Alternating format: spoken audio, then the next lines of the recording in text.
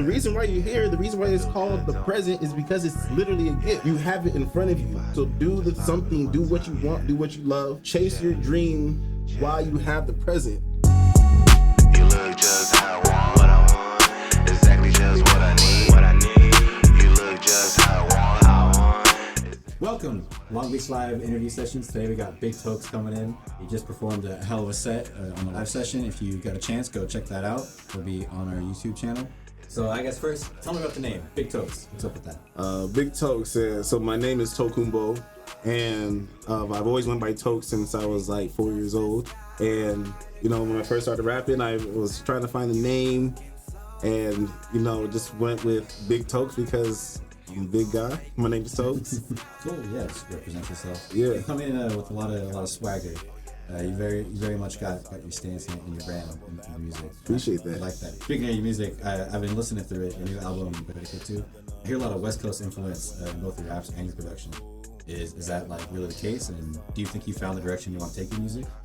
Yeah, I definitely think I found the direction I want to take my music. There's definitely a lot of West Coast influence, but I also got to give a big shout out to Currency, the Hot Spitter, because it's just that cool vibe, riding in like a lowrider type feel music, which is also a lot of West Coast music as well. Listening to Currency's music just, it kept me motivated, kept me going, and then like the beats were so smooth, I started freestyling over it, and I wanted to keep that vibe of my own music. So I tried a few different things early on, but once I was like, let me get back to the basics, let me keep it simple and go with the West Coast. That's where I'm from, and I put it in my music. I know this is my style, and that's what I want to keep doing. Be able to be consistent and make music that I like. That's for me. Cool. Talking about your music style and your beat specifically, what's your process for working with a producer? Like, do you just take beat as come? Like, do they just pump it out and then you take it, or is it kind of like a collaborative process?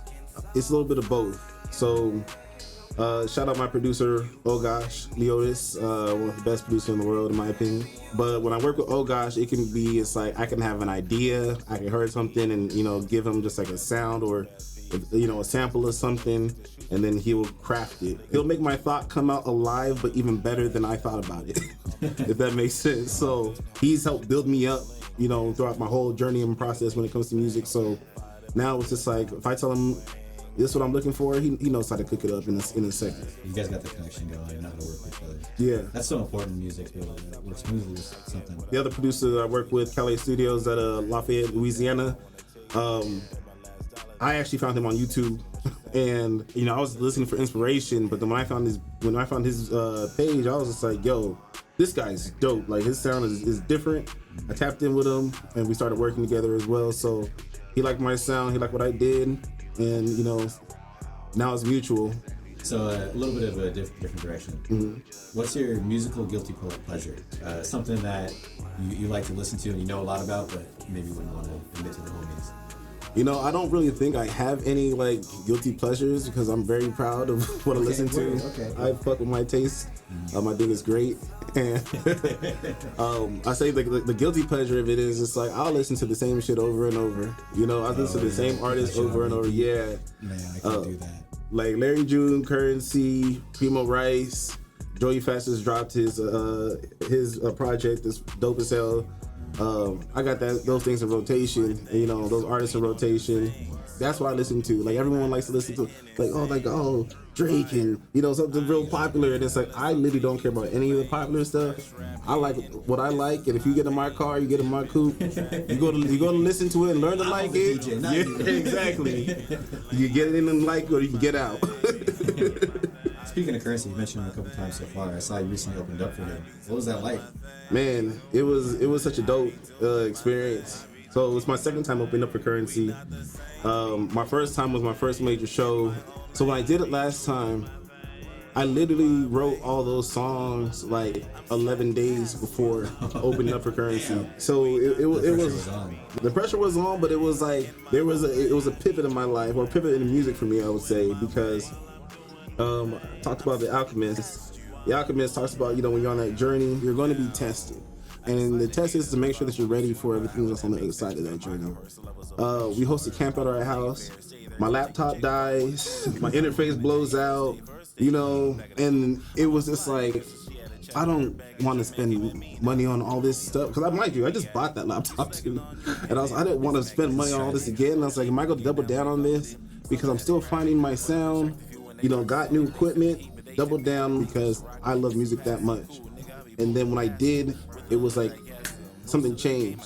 So it was definitely something at that camp where I was seeing the people that were around. Shout out to OE. Something changed and I found my sound. I was in a groove and I was locking myself in the studio day in and day out, cranking out songs. So when I first opened for Currency, it was just like, this is a test.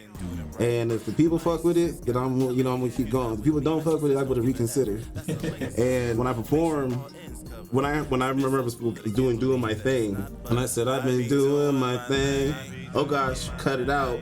Where the second doing my thing would come in on the second part of the verse, and then people were saying it back, and I was just like, whoa! I didn't think about this side of the music. I only thought about making music. I thought about performing, of course, but I didn't think about people liking it. It was just like I literally was just making music and enjoying the process. So it's an amazing feeling that anytime I get to, be at a stage like that, because I mean, Currency is such a big influence on my music, and to open up for him, it was just like, man, there was so many full circle moments that happened and came together. Yeah, we were talking about that earlier, and it just sounds like the universe is telling you, like, nah, keep doing this thing, dog. Yeah. Keep doing this thing. Yeah. It's like you said, you had that double down moment, and it feels like it's really paying off. Yes, sir. What do you feel like is a more important or impactful moment for you, when you feel a song come together in the studio, or when you see that the people fuck with it when you perform it? Ooh, damn, that's a good question. I don't really know, because it's like, it might sound a little cocky, but it's like when I feel it come together in the studio, I know they're gonna fuck with it. Right. When I made my first project, I was just like, I was making songs, and I was just like, once I get to 8, I'm not worried about what is or what not. Once I get to 8, I'm releasing it. Boom, and that's what I did. So the second project, I said, once I get to 10, I'm releasing it, because I like the songs. I'm not gonna overthink them. I like it when I make it. They're gonna like it when they hear it. I'm gonna perform it as soon as I can. I feel like having those rules and restrictions for yourself is really important for the creative process. Yeah. Like I was reading through your other interview, and you talked a lot about getting in your own way. No, I said I'm doing this. I'm gonna do this. You gotta think about it. It's like, when you were in school and they gave you an assignment, you just did that shit because you had to. Well, if you create your own shit, make your own rules for it and follow those rules. People be sitting on music for 2, 3, 4 years. I know people who made some dope ass shit and they've never released it. So what does it mean? Right. So I'm just like, man, I'm not gonna get in my own way. Let the people have the music. Let the people have the music. You made it for a reason. Let it be seen. If you're afraid to show your music, in my opinion, it's like you're withholding something from yourself, and you're afraid to show yourself. So don't get in your own way. Make the shit happen. I read how you had an accident a couple of years ago. If you don't mind talking about it, could you tell us kind of what happened and how that's really shaped your experience? Yeah, so I had an accident where, so to backtrack a little bit, I was a branch manager at the time. I was working on my MBA, and I'm doing all the things in life that I think that I should be doing. And I'm like, I'm living in a place where I didn't really necessarily want to live. I'm going where my career takes me, and I was just thinking about, like, okay, I'm somewhere where I don't want to be, as far as where I live. Doing something, it's like, it's cool, but it's like, it's not fulfilling enough because I don't even feel challenged enough. People, oh, you're a branch manager, it's so cool. And it was just like, I'm smarter than this, and I can do more. But if I have to answer to people who make all these rules and whatnot, it's just like, I'm not necessarily fulfilled. And the only time I really feel fulfilled when I play basketball. And I used to play competitively for years, but I never got the opportunity to, like, really showcase my skills in places where it mattered. But at this point in time, I'm the strongest that I've ever been in my life. I'm in the best shape that I've ever been. I'm bench pressing. 420 is my max. Yeah, I'll do this and then go play basketball. And I remember I was playing basketball against, this kid that was from D2. And I just remember, like, I crossed him over and dunked on his boy. And I was just like, man, like, I'm doing this after a workout. I'm a branch manager. I think I can go hoop, like, overseas. And I'm going to, work and try to get overseas and just try to play. And then a couple weeks later, in the basketball game, I'm jumping down the court, going down the left baseline. I reset the offense and go to the top of the key. 2 guys start fighting on the right wing, and they're pushing each other. If they're pushing each other going left, I'm going right. I'm dribbling the ball. I look up and I see that, oh shit, they're about to hit me. And I'm trying to move and everything just slows down and I can't move. And it's like my momentum's carrying me this way, they're coming this way. And then it was just like, you know, a voice said, let it happen. But the stubbornness in me is trying to fight it. I said, nah, this can't happen to me. How can this happen to me? So I'm trying to fight it at first. I'm tensing up. As I'm tensing up, I feel my rib cage like crush. I felt like my sternum was about to snap. And then it was like, I had enough time to think about it. I was like, if you do survive this, what type of quality of life are you going to have? Why are you trying to, you know, avoid what's happening? Relax, breathe, and let it happen. I listened this time. Take a breath out. And lights were out. I was gone. And I was able to see my body on the court. And I then floated up into complete darkness. And I was just like, what the hell is going on? And the one thing that I just noticed when I was there, didn't hear anything, didn't see anything, it was just peace. And I was just like, am I dead? This is why people say rest in peace, I think. And I was like, I can't be dead though. Yeah, not me. Not me. But I was like, where's my body though? And I saw my body and I saw what happened, but where? So I'm sitting there like, okay, well, is someone gonna come save me? And I thought of like, well, why would someone come save me? Why would I just save myself? And I was like, well, let me see what I can do. And I was like, you know, from the dark, within the color black, all colors exist in black. So I said, let me see if I can separate the colors from black. And I did. And I was just like, wow. And I seen colors that I've never seen before. And it was just one of the most beautiful things. And then I was just like, okay, well, if I make colors, let me see if I can make stars. I made stars. I made planets. And I was like, this is fucking crazy. I'm not even worried about being dead because I'm seeing stuff I couldn't even imagine. Like, you can look up at the star, you look at a telescope, look at a book, you don't understand what it looks like unless you're like right there in front of you. And I was just like, so I'm just walking across the planet. It's like, hey, look at that, that looks nice. This planet. And then I said, well, Lauryn Hill said, we'll walk up to the sun hand in hand. I always knew that it had a meaning, but I didn't know what it meant at the time. So when I walked up to the sun, I noticed before I was in the infinite darkness, and now I'm at the light. The light was finite, and I couldn't go around it or over it or under it. I could only go through. And I was like, yeah, I am dead. You know, but I made peace with it. I was like, I died.